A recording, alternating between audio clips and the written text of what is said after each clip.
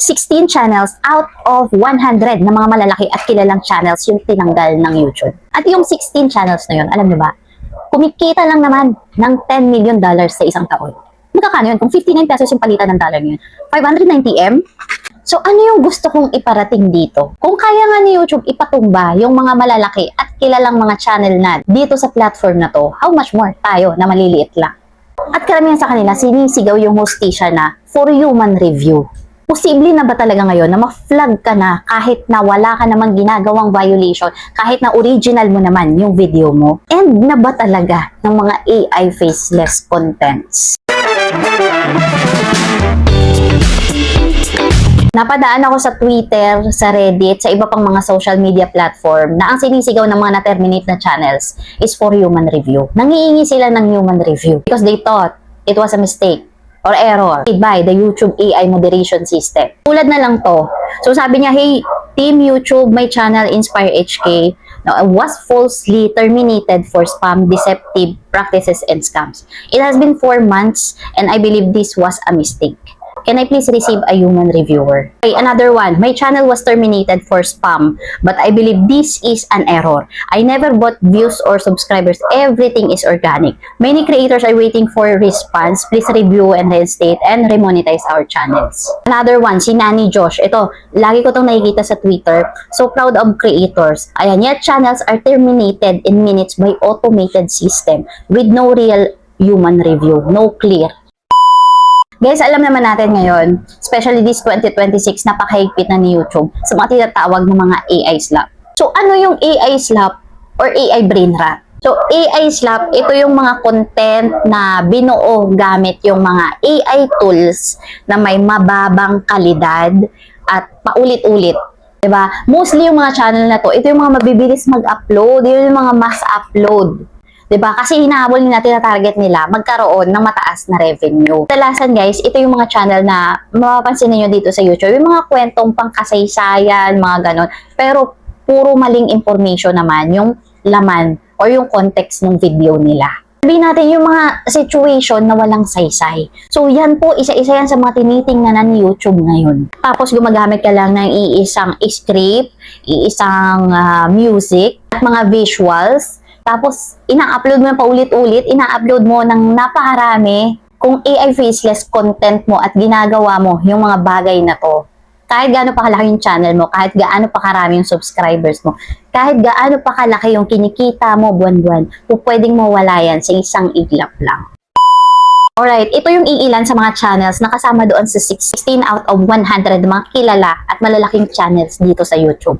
Actually, nagsimula sila noong November 2025 na tinanggal itong mga to. Narito yung ilan sa mga tinanggal guys ha. Kung familiar kayo kay Imperio de Jesus na channel or Empire of Jesus, no, isang religious channel na mahigit 5.8 million subscribers. Grabe, ang laki ng channel niya. Ito chineko, no? Syempre curious tayo, chineko, wala na nga, burado na yung channel niya sa YouTube.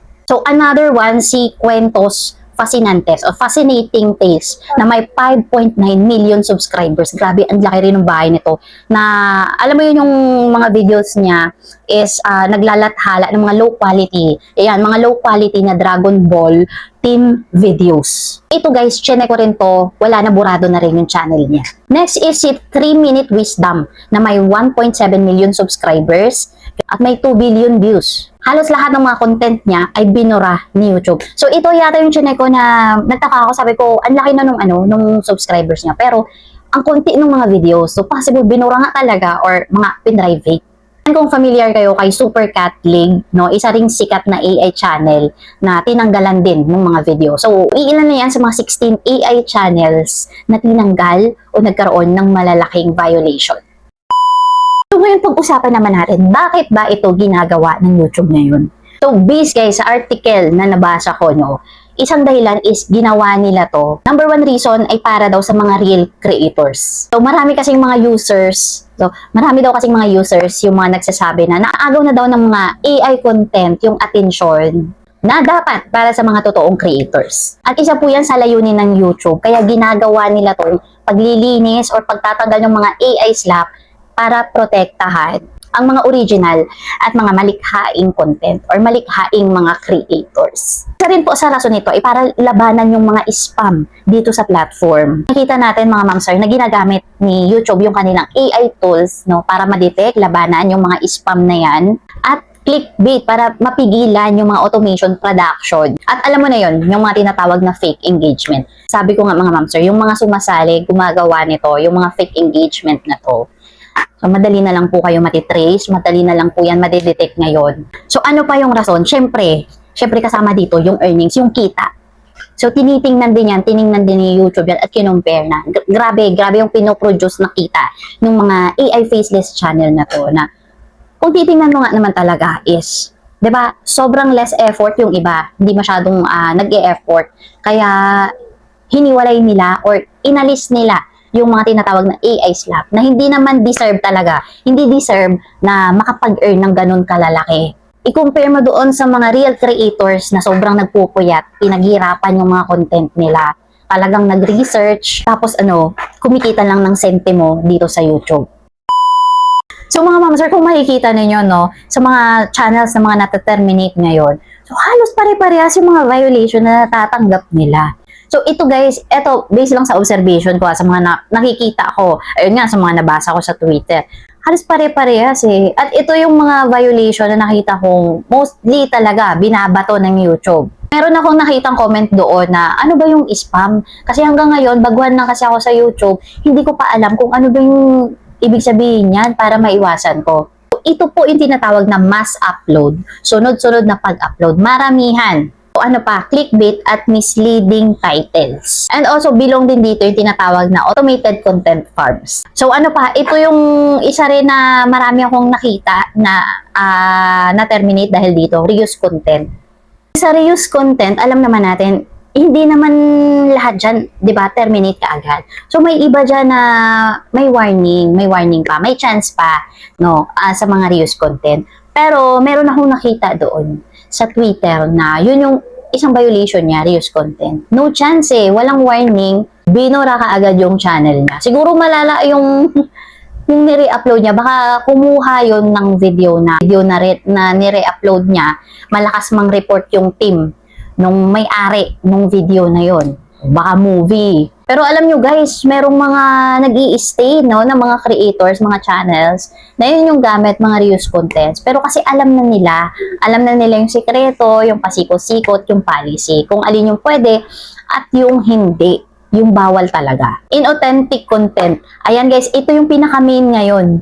Ngayon, until ngayong 2026, ang dami kong nakikita ang mga nawawala yung mga channel dahil dito sa violation na to, inauthentic content. Mga ma'am sir, ito yung violation na bagong pinapahirapan ngayon ni YouTube ha. So ayan, paano mo masasabi na inauthentic content yan? So ito, nakalagay dito kapag pare-pareho daw yung format. Ayan, kapag pare-pareho yung format, diba, templated yung mga videos, tapos basta na lang i-upload. Tapos auto-generated lahat. AI script, AI voice, diba? Plus, naka-slideshow ka pa. Sabi dito mga ma'am sir na may estimate pa na 20% plus. Ayan, 20% plus ng content sa feed ay AI generated. Kaya kailangan linisin. And guys, ayan, nabasa ko dito, no, priority ng YouTube sa 2026, no. Isa sa mga priority ng YouTube this year ay alisin ang spam, scam, at mga deceptive content. Yung pag-usapan naman natin, yung sinasabi at sinisigaw ng ibang mga creators na nawala ng mga channels, na hindi na naibalik kahit nakailang appeal na sila. Bakit ba nagkakaroon pa rin ng violation kahit na original mo, diba, sa'yo lahat, may effort, alam mo sa sarili mo na hindi low quality, pero naka-flag pa din. So, posible ba talaga na mangyari yon? So, the answer mga ma'am sir is yes. Posible pa rin pong ma-flag tayo. Pinaka-importante na dapat maintindihan nating lahat. So, meron daw tinatawag na dahil sa system-based detection. AI system laban sa AI para hulihin yung mga AI content. Hindi manual guys. Kaya possible talaga na may tinatawag na false positives.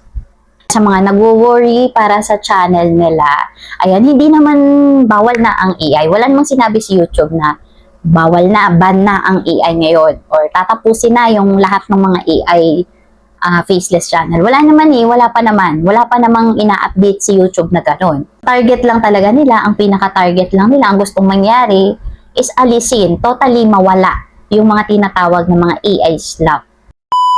Lang mga ma'am sir, sana nakatulong sa inyo, sana nakapagbigay ng information sa inyo kahit papaano itong video na to.